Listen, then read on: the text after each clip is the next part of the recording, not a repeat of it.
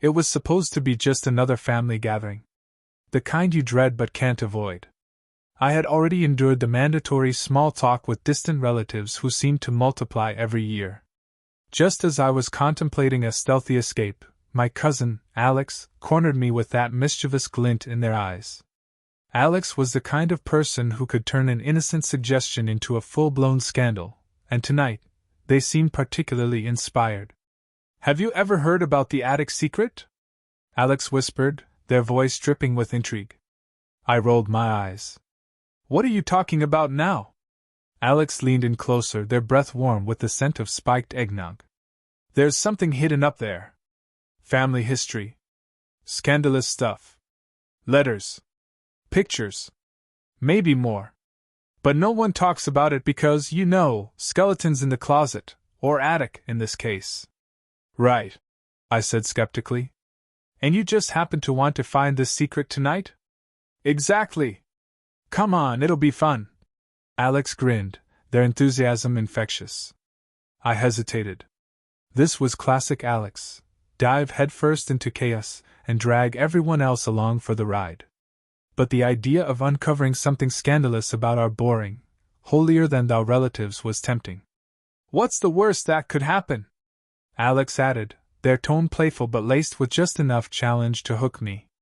"You're going to owe me for this," I muttered, already regretting my decision. We waited until the rest of the family had either passed out from overeating or disappeared into their rooms. The house was finally quiet, save for the occasional snore echoing through the halls. Alex and I crept toward the attic door, exchanging exaggerated hand signals along the way. "This is ridiculous," I whispered as Alex fiddled with the latch. "Ridiculously fun," they shot back, winking. The attic ladder creaked loudly as Alex unfolded it, and I instinctively froze. "Relax," Alex said, chuckling. "What's the worst that could happen? Grandma catches us and demands to know why we're messing with her treasures? Actually, I'd pay to see that." Despite myself, I laughed. "You're impossible." As we climbed into the attic, the air grew colder and thicker with dust. The dim light from Alex's phone illuminated cobwebs and stacks of old boxes. It was like stepping into a time capsule of bad decisions and forgotten memories. "This place looks like it hasn't been touched in decades," I said, brushing off a spiderweb. "Perfect," Alex said. "Untouched treasure is the best kind." We rummaged through boxes filled with faded photographs, outdated clothes, and random knickknacks. Then, in the far corner, Alex spotted an old wooden chest with a rusted lock. "This is it," they declared dramatically. "Do you even know what you're looking for?" I asked, raising an eyebrow. "No clue," Alex admitted, grinning. "But isn't that the fun part?" They pried the chest open with surprising ease, and we both leaned in, anticipation thick in the air.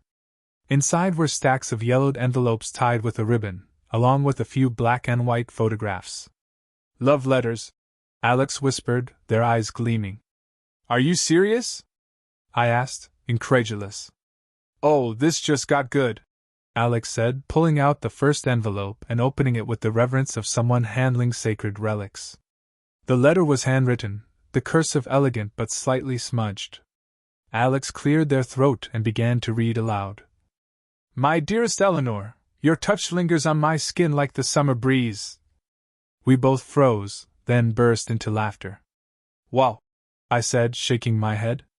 "Grandpa had game." "This isn't Grandpa's handwriting," Alex said, smirking. I stared at them. "Wait, are you saying?" "Oh, I'm saying," Alex confirmed, their grin widening.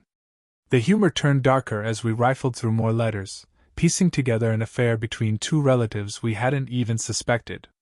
The photographs added another layer of absurdity, with overly posed, innocent shots that practically screamed guilty. "This is gold," Alex said, wiping tears of laughter from their eyes. "How have we been sitting on this family soap opera and not known?" "You mean how has Grandma been sitting on this?" I corrected, holding up a particularly incriminating letter. Alex leaned in closer, their shoulder brushing against mine. "So, what do we do now? Share the love? Or keep it our little secret?"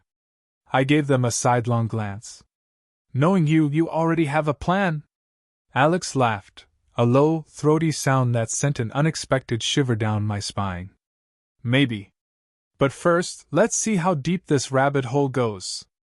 The night was far from over, and somehow, I knew this was only the beginning of the chaos Alex had in store. The attic was colder than I anticipated, and the faint glow from Alex's phone gave everything a ghostly hue. The chest was now wide open, its contents spilled across the dusty floor. Alex, as usual, was in their element, digging through the letters like a prospector striking gold. "Here's another one!" Alex exclaimed, waving a folded piece of paper at me. "I think we've established that our ancestors weren't exactly saints," I said, trying to sound unimpressed, though I couldn't resist leaning closer. "Yeah, but this one's different," Alex insisted, unfolding it with theatrical flair. "Listen to this, Eleanor, your beauty is the moon's envy, and I count the moments until we can meet again under the elm tree." "Under the elm tree?" I repeated, incredulous. "That's not romantic. That's where the family dogs do their business."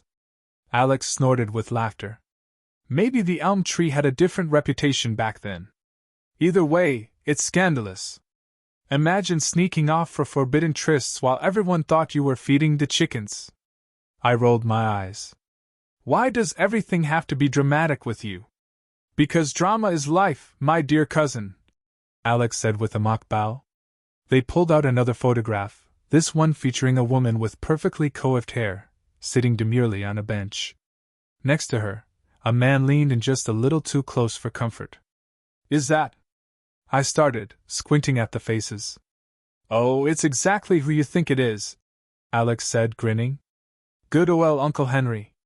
The family's upstanding gentleman." "Are you telling me Uncle Henry was a player?" Alex finished, holding up the photo triumphantly. "And from the looks of it, Eleanor wasn't his only conquest." I shook my head, equal parts amused and horrified. "This is too much." "It's perfect," Alex corrected. "We could write a book with this stuff. Or better yet, a movie. Imagine the tagline, 'Love, Betrayal, and Dirty Secrets in the Attic.' Starring us as the snooping idiots who can't mind their own business," I added dryly. Alex laughed, their voice echoing in the stillness. "Oh, come on. Admit it. You're having fun." I wanted to deny it, to claim I was above all this ridiculousness. But the truth was, I was enjoying every second. As Alex rifled through another stack of letters, I found myself watching them more closely. Their excitement was infectious, their laughter rich and full. For a moment, I forgot about the dusty attic, the family drama, and the questionable morality of our little mission. "What?" Alex asked, catching me staring. "Nothing," I said quickly, looking away. They smirked. "You're terrible at lying, you know that? And you're terrible at subtlety," I shot back, trying to regain the upper hand. "Touché," Alex said, holding up another letter. "Ooh, this one's got some serious poetry vibes. Let's see how far Grandpa, or whoever this is, went with the flowery language." They cleared their throat dramatically and began to read. "Eleanor, your lips are the fire that ignites my soul. Your embrace is the home I never knew I needed." I groaned. "That is so over the top." "Right?" Alex said, grinning. "Makes you wonder how anyone fell for this stuff." "Well, they clearly did," I pointed out, gesturing to the pile of letters. Alex nodded, their expression turning uncharacteristically serious for a moment. "I guess love, or whatever you want to call it, makes people do crazy things." I didn't know how to respond to that, so I didn't. Instead, I reached for another letter, hoping to steer the conversation back to safer, sillier territory. "Okay, your turn to read," Alex said, nudging me with their elbow. "Fine," I said, unfolding the paper carefully. "My darling Eleanor, every moment apart from you is an eternity of despair. I long for the day when we can be together, free from prying eyes and whispered judgments." "Wow," Alex said, their voice dripping with sarcasm. "Somebody was deep in their feelings." "Apparently," I said, chuckling. "Although, to be fair, It's kind of sweet in a melodramatic way. Sweet, sure, Alex said, grinning wickedly. But also a little spicy. You know there's more to this story than just love notes and stolen kisses. Are you saying we're dealing with some 19th century 50 Shades situation? I asked, raising an eyebrow. Hey, don't knock it till you've read all the evidence, Alex replied, winking. I rolled my eyes again but couldn't help laughing. Despite the absurdity of the situation, or maybe because of it, I was actually having fun. And as much as I hated to admit it, Alex was right. There was something thrilling about uncovering these long-buried secrets, even if they were ridiculously overdramatized. Okay, one more letter, and then we call it a night, I said, trying to inject some level of responsibility into the proceedings. Deal, Alex said, already reaching for the next envelope. Somehow, I knew they wouldn't stick to the agreement. And somehow, I knew I wouldn't either. The attic was a treasure trove of scandal, and by this point, we were in too deep to stop. Alex was on a roll, pulling out letters and photographs like they'd hit the jackpot. This one has a lipstick kiss on it, Alex said, holding up a folded envelope with a faint red smudge. Classic touch. Let's see who our mystery seductress was writing to. They opened it and began to read, their voice dripping with mock drama. To my dearest Harold, the nights are colder without you beside me. Your absence leaves a void that no fire can warm. Harold? I asked, incredulous. Who's Harold? Alex grinned.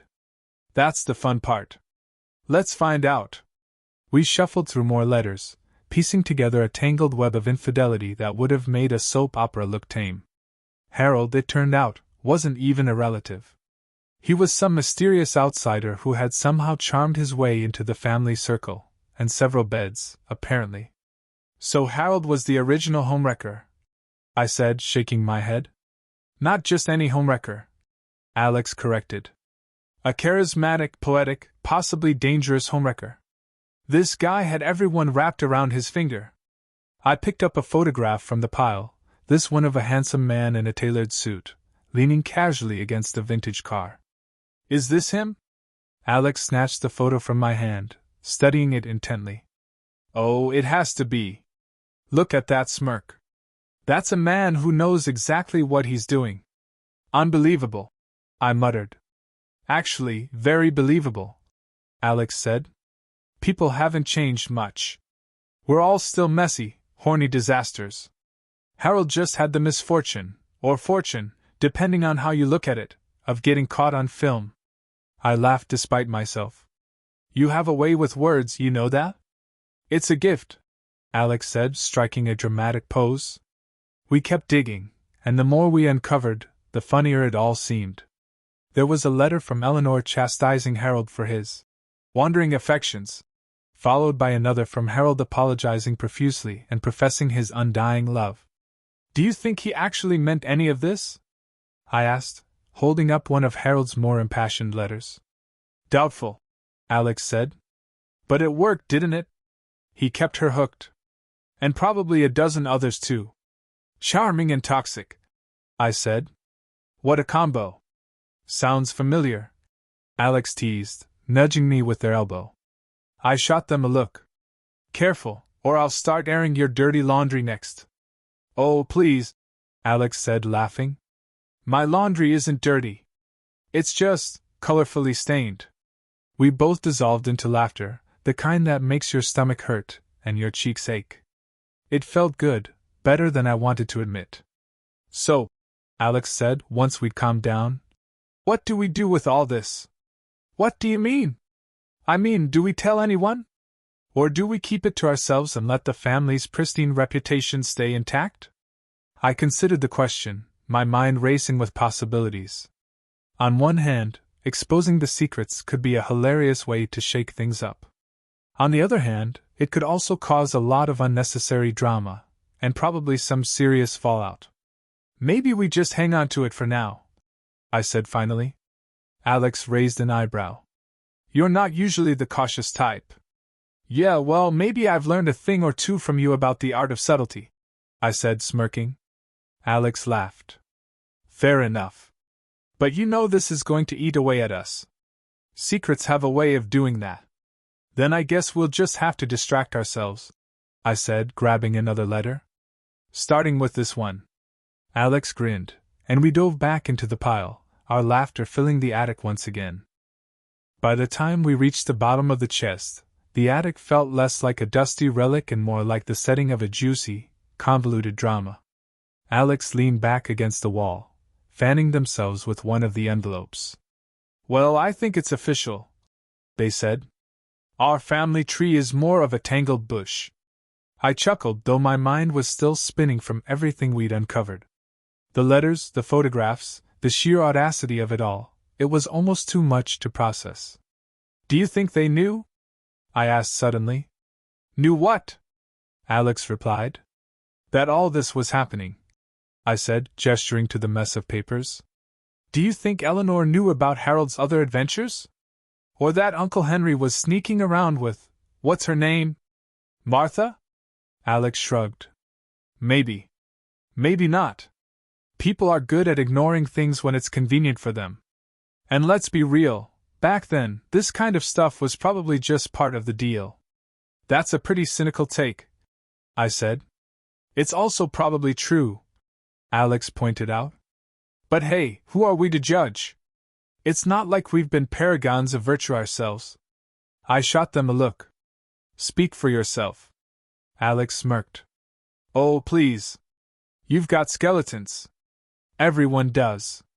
I opened my mouth to protest, but before I could say anything, Alex held up a hand. Relax, they said. I'm not asking for a confession. This is a judgment-free zone, remember? I sighed, leaning back against the wall. Fine.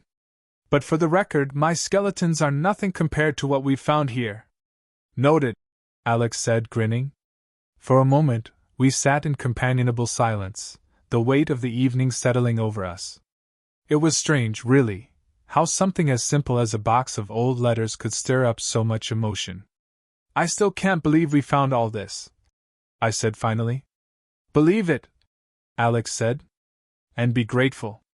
This is the kind of stuff people spend their whole lives looking for.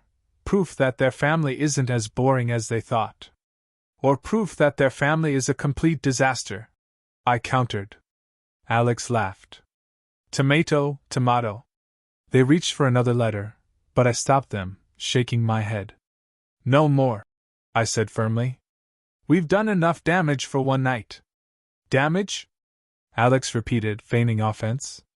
We've done a public service. Imagine how boring Thanksgiving would be without this material. You're assuming we're going to share any of this, I pointed out. Alex grinned mischievously. Oh, we're sharing it. Maybe not all at once, and maybe not with everyone, but this is too good to keep to ourselves. I groaned. You're impossible. And you love me for it, Alex said, winking. I rolled my eyes, but I couldn't help smiling. As much as I hated to admit it, they were right. This whole ridiculous escapade had been more fun than I'd had in ages. So, what now? I asked. Now, Alex said, we clean up this mess, sneak back downstairs, and pretend like nothing happened. And tomorrow? Tomorrow, Alex said, grinning. We start planning how to use this to our advantage. I shook my head, laughing despite myself. You're a menace. And you're stuck with me, Alex replied, their tone teasing but warm. With a resigned sigh, I helped them gather up the letters, carefully stacking them back in the chest. As we worked, I couldn't help glancing at Alex, their face illuminated by the soft glow of their phone. What? They asked, catching me staring. Nothing, I said quickly, looking away. Alex smirked. You've been doing that a lot tonight. Doing what? Staring at me, they said, their voice light but probing. I opened my mouth to deny it, but the words wouldn't come. Instead, I busied myself with the letters, hoping they'd drop the subject. To my relief, they did, or at least pretended to. But their smirk lingered, and I couldn't shake the feeling that they knew more than they were letting on. By the time we finished, the attic looked almost as it had when we'd arrived. The chest was closed, the letters tucked away, and the only evidence of our mischief was the lingering scent of dust and the faint echo of our laughter.